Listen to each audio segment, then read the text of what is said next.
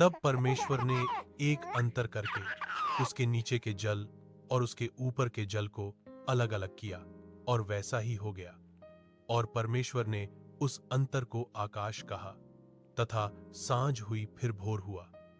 इस प्रकार दूसरा दिन हो गया। फिर परमेश्वर ने कहा, आकाश के नीचे का जल एक स्थान में इकट्ठा हो जाए और सूखी भूमि दिखाई दे, और वैसा ही हो गया। और परमेश्वर ने सूखी भूमि को पृथ्वी कहा, तथा जो जल यों आकाश और पृथ्वी और उनकी सारी सेना का बनाना समाप्त हो गया।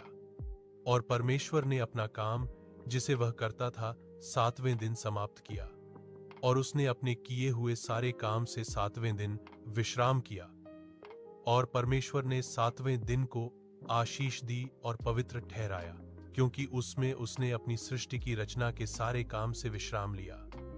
आकाश और पृथ्वी की उत्पत्ति का वृत्तांत यह है कि जब वे उत्पन्न हुए, अर्थात जिस दिन यहोवा परमेश्वर ने पृथ्वी और आकाश को बनाया, तब मैदान का कोई पौधा भूमि पर न था, और न मैदान का कोई छोटा पेड़ उगा था, क्योंकि यहोवा परमेश्वर ने पृथ्वी पर जल नहीं बरसाया था, और भूमि पर खेती करने के लिए मनुष्य भी नहीं था।